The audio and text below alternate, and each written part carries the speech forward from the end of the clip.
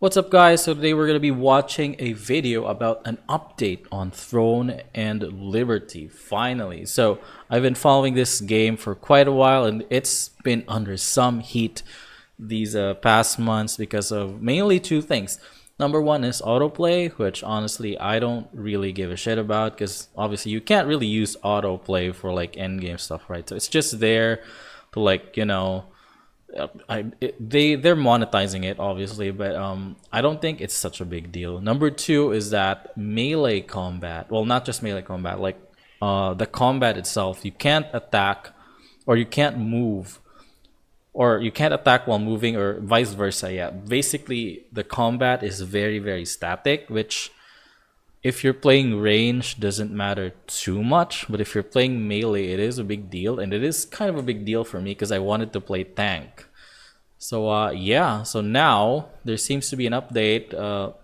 I have not watched the video yet, I have not watched any news about it yet, so I'm kind of excited to see what NCSoft, right, this is NCSoft game, what NCSoft has planned for Throne and Liberty. So let's, I don't know why that's 40p. So some pretty massive updates for Throne and Liberty today. The global release of the game has been pushed back into 2024. Right, I've heard about that. It's not the delay itself that's the big news, it's the reason, which is they are overhauling the game's combat, the leveling, progression systems, and more. This information came via NCSoft's second quarter 2020. So this has to be for the whole game, right? It can't just be for global. But if only global is being pushed back, so how does that work? Is Korea going to be a totally different game? I don't know.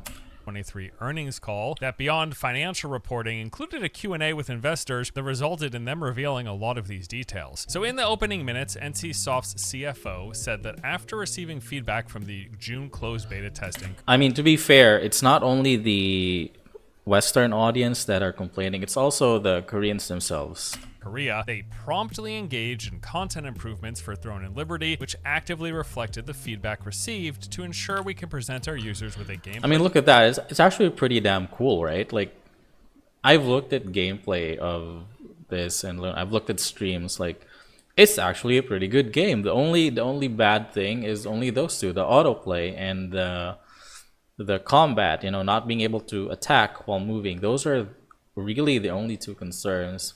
Is it pay to win? I mean, come on, guys. Of course it's pay to win.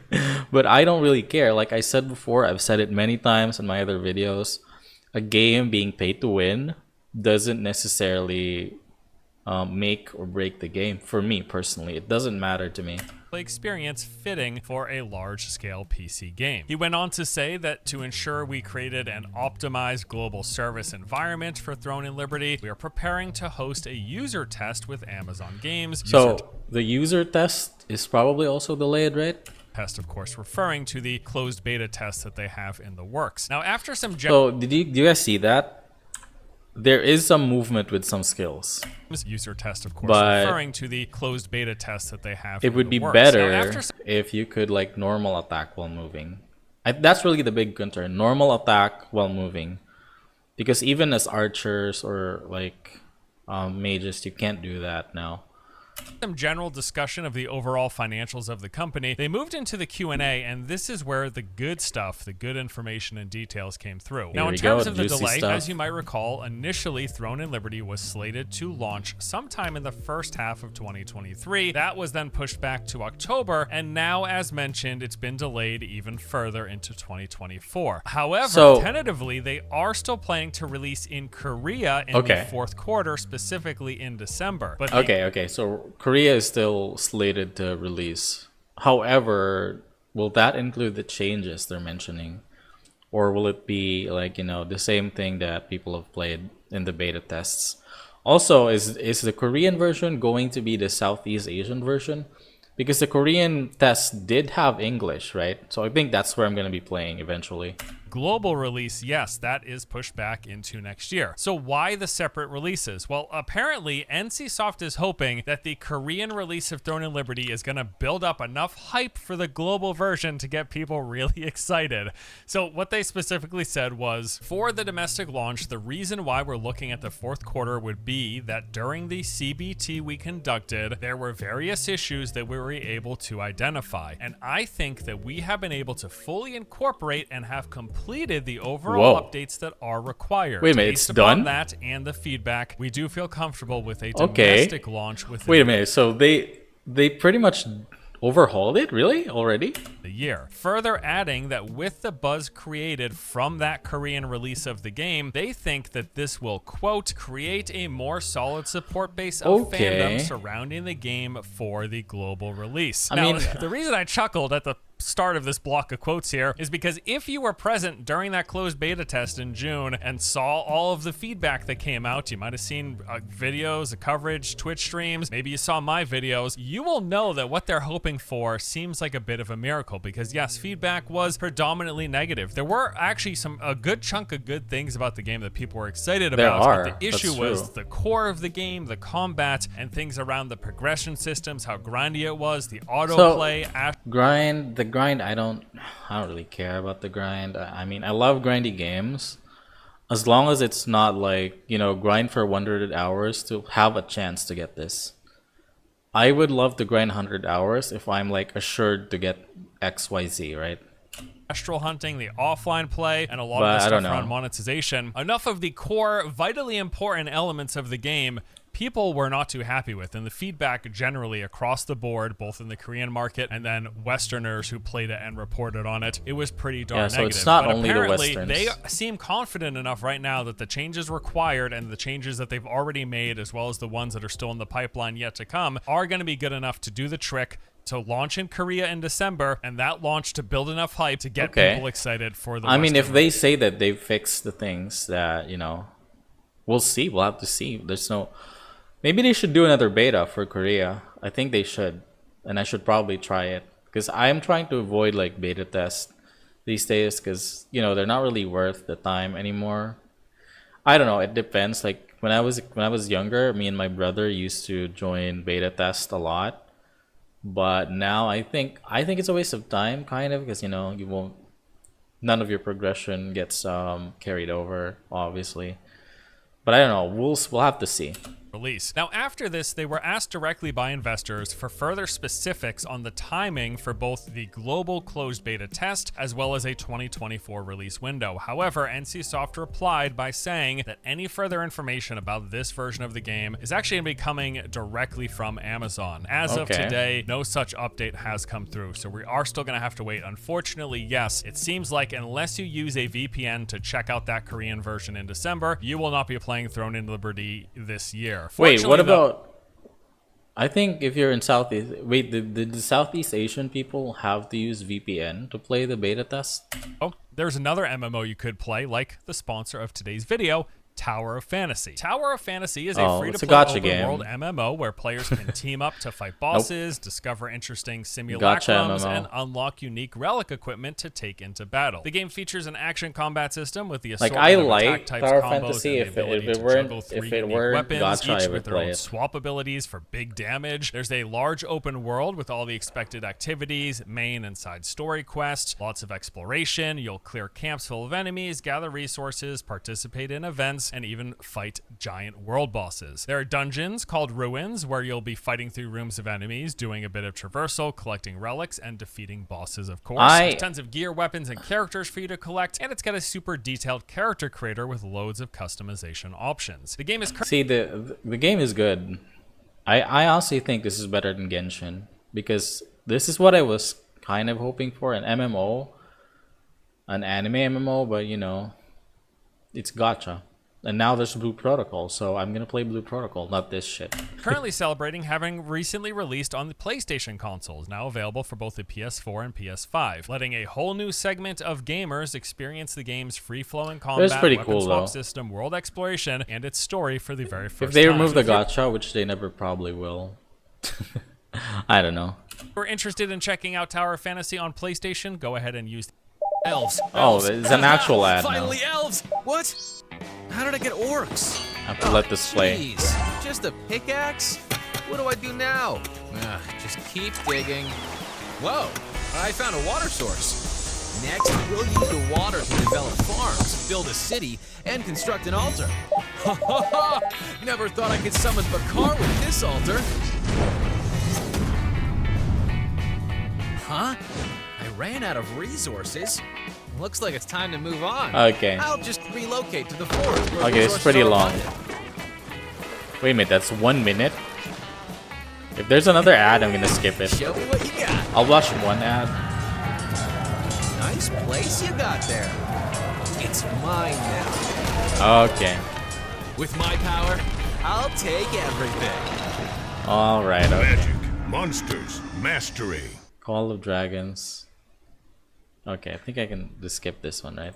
The link in the description below. All right, now let's go ahead and dive into the specifics of the discussion around the gameplay, combat, and systems changes that they have made and are planning to make to Throne and Liberty. So the direct question that they were asked was, after the domestic test and they gathered that feedback, what were the updates they made to improve the game? This particular investor was asking for very specific, pointed responses. The reply was, if you look at the areas in which people believe we could do a bit better, I believe one was related to the overall growth experience in the initial stage of the game. When they say growth experience, I'm Leveling pretty and progression. confident that they're talking about the leveling and progression systems, because that was the major point, one of the major points of critique, how grindy it was, how insanely grindy it was, especially after level 20. Then the quote goes on to say, and the second was related to the combat system and the need to make some improvements in that area. This is absolutely the case. That was probably one of the biggest points of contention, how rooted the combat was. And it's not that there were attacks that had you stand still, because a lot of RPGs, a lot of action games, a lot of MMOs have attacks that you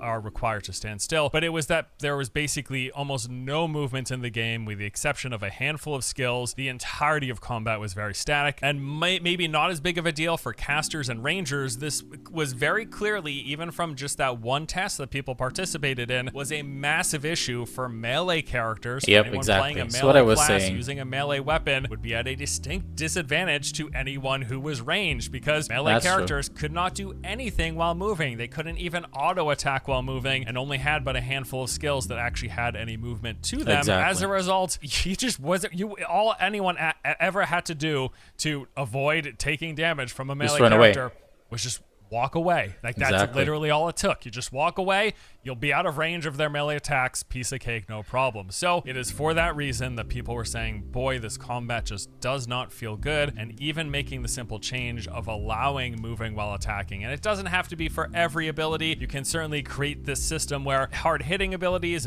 with big cast time, channeled abilities, there can be abilities that root you in place, but that should be balanced with other abilities that also allow you to move, or Yeah, abilities so that that's have like the big concern. If they do make that big change, they have to like rebalance a lot of things. And how many months has it been since the Korean beta test? It's been a while, right? So I don't know. We'll have to really see what they've actually done. They haven't released anything, no footage. If they don't release like any sort of trailer that highlights the changes, and I don't think they changed anything. to them, and they are going to be making that change. They went on to say, as a result of that, the improvements that we have incorporated can be divided into two areas. One is that the overall gameplay we have made more dynamic. What we've been able to do is ensure that characters can now move and attack at Holy the same shit. time. They actually And said it. Also, we have tried to improve the overall responsive time so that gameplay feels more dynamic. They actually said it, so it's gonna happen. I'm curious here if he's referring to things like input latency or just response time. I think another big point of contention from what I saw and from the early feedback that I watched was character like turning felt a little awkward and clunky. The way your character moved around had like a sort of sluggishness to it. So I'm hoping maybe when they're talking about the response time, they could be referring to that, to the character movement, Maybe. positioning, facing your targets. Honestly, they should just copy ArcAge. Like ArcAge is probably the best like PvP open world MMO combat out there that exists. Because I'm playing Arc World right now, the blockchain version, and yeah, it feels like the combat feels really smooth. It's really nice to play. So yeah, I think they should just copy that, but I don't know what they're planning. I think the biggest reason it's like this is because there is no mobile version, but there is an app that lets you play it, like stream it on mobile, right? I think that's like the biggest thing here for, biggest reason for why the combat is like this. But I think they could still make some changes, which they did because they did mention, but we'll have to actually see it before we can make our final judgment. Things like that. And then going on here, they said that the second thing they're working on is in terms of the overall progression and how interesting or entertaining it is. We have eliminated a lot of the simple and repetitive content required for progression, and at the same time, we have also accelerated the overall speed at which characters can level up. They really need another one of the look. They really need to have another beta to like change the minds of a lot of people, and I think I will participate this time if they do another beta in Korea.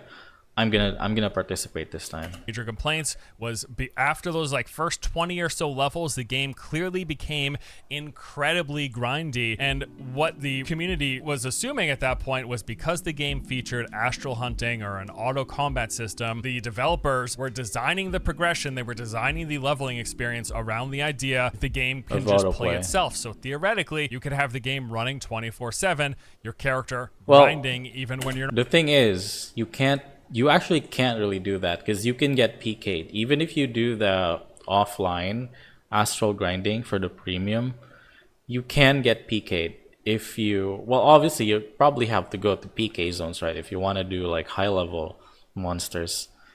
So yeah, I don't think, maybe they intended it that way, but I don't think it really works. I don't know. It's just me. I don't think autoplay is such a big deal at all. It can be there. It doesn't matter.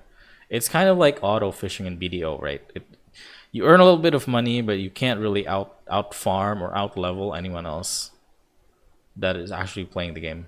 You're not here getting experience, gathering gold, resources, items, things like that. And they were designing the progression, the scaling, the timing it takes to start from scratch and go reach to max level or whatever. They were designing that with the auto hunting in mind. So I don't know, they did not actually directly address whether or not they're going to be changing, removing, or making adjustments to the auto hunt system, but at the very least they have addressed and said that they have sped up the leveling process, and they have also reduced a lot of the simple and repetitive content required for that progression. And those are two pretty massive improvements. So look at this, like I do like the open world stuff. This is just like in Arcade. Because you fight for a world boss, you can steal, and look, it looks very optimized here. Look at the video. That I'm excited to hear that they are actually addressing, and that they're evidently addressing quickly enough that they feel like they're ready to release the Korean version of the game in just a few months from now in December. They then touched on the fact that with Throne and Liberty, that they are trying to branch out and reach a much wider audience in terms of demographics, in terms of location in the world, age, play preferences, the games people enjoy. They're trying to branch out compared to kind of the existing fan base of NCSoft games, and for that reason they're putting a lot of thought and work into how they address the feedback they're receiving and how they're going to try to appeal to this new grouping of players. And they said here that this is a collaboration that continues with our partner. Experience latest update Assassin in the legendary MMORPG Lineage 2 Essence, Heroes of Ilmuridan. It's the same people that made Lineage, for honor and basically. Riches, to bask in the rays it's basically Lineage 3, right? The brighter the light, the but they rebranded the it, they renamed it. Darkness will cover the battlefield. A new era begins. Assassin Guild makes its move.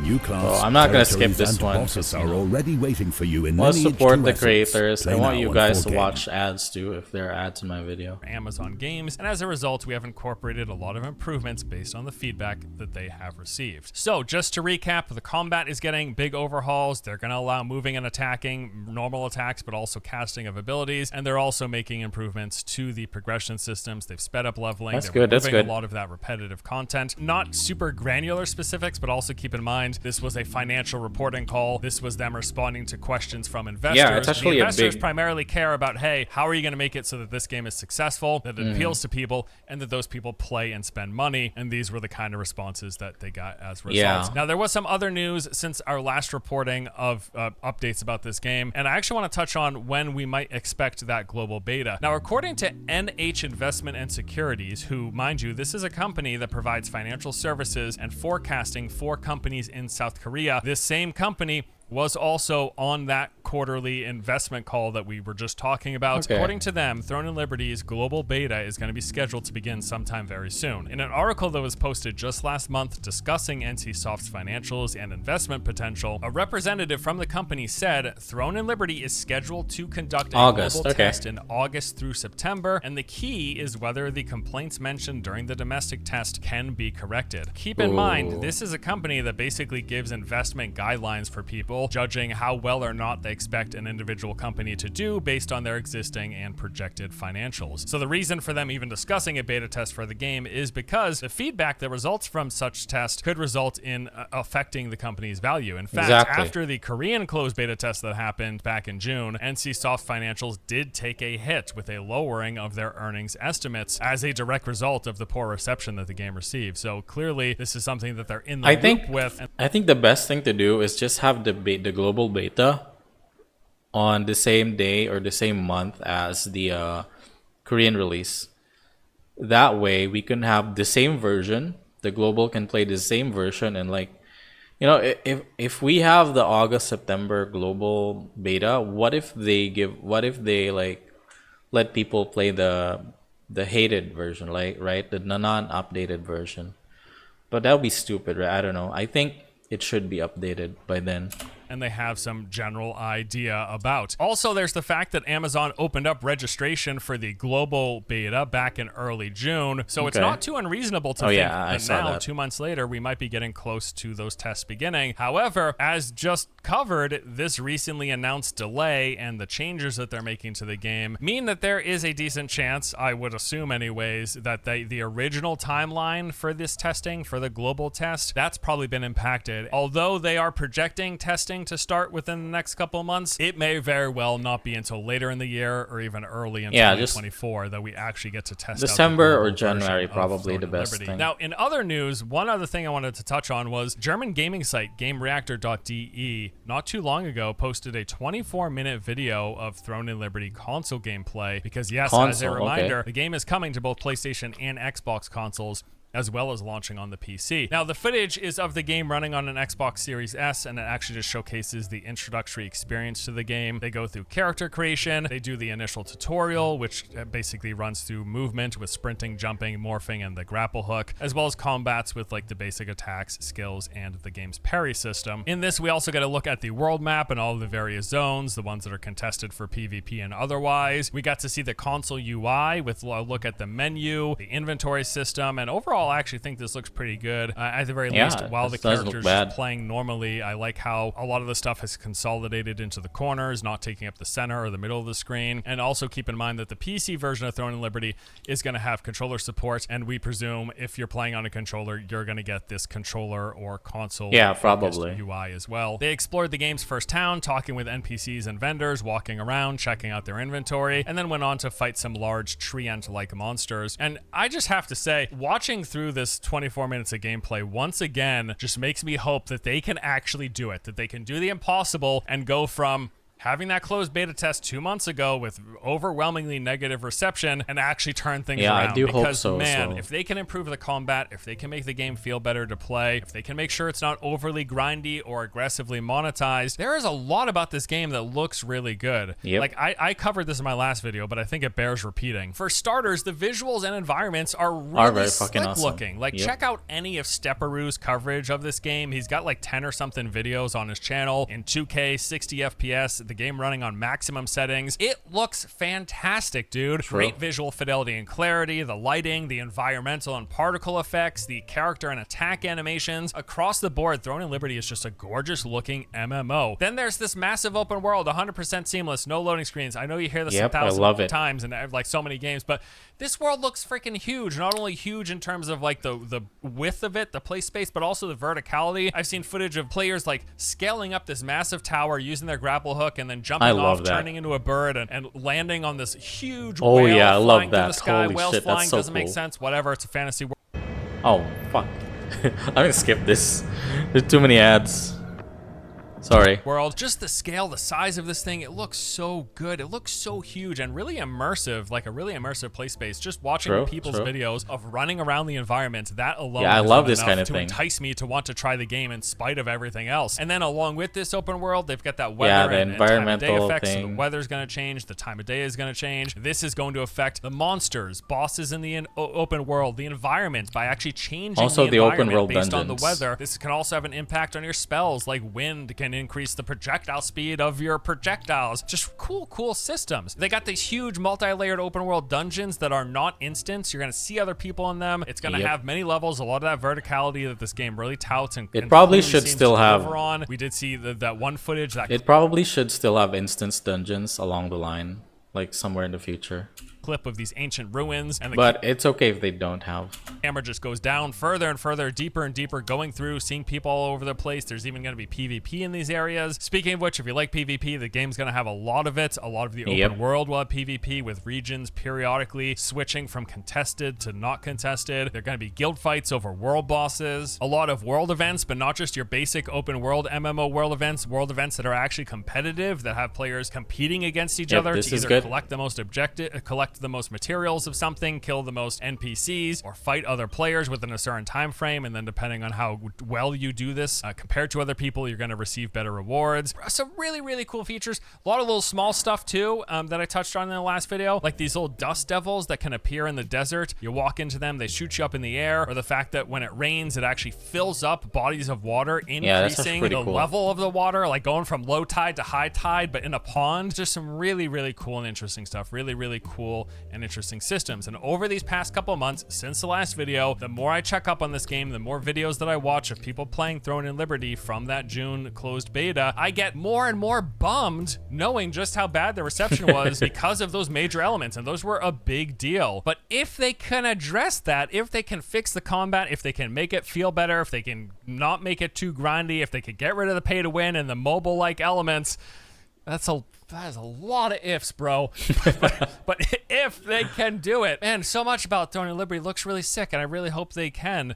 And hey, you know what? As far as they said, well, at least when talking to their investors, this is stuff that they are addressing. They have delayed the game for that reason, a few months in Korea and until next year for that global release. And they have directly stated planned adjustments to a lot of these major pain points that were brought up in that beta test. Although one glaring omission was the lack of discussion about games monetization. Although being an investor call, I don't want to hear anything about cutting back on monetization, clearly. And to put it bluntly, Throne and Liberty, even in the closed beta, had some of the really bad elements of mobile game microtransactions on display, with paid-only daily quests that grant massively better rewards than the unpaid versions. You got to spend money to get the better daily. You got to spend money for better daily quests. Oh boy, what an opportunity. Also, the fact that the offline autoplay, which basically just accounts to free experience and gold for any players who pay for it, that comes only via a monthly subscription. There is running the game autoplay, but if you want to shut your PC down and just have the game play itself on their servers, you have to pay for that. And then just a bunch of other pay to win and pay for convenience features that, again, were already in the game, just in a beta test. Whole lot of ifs, but yes,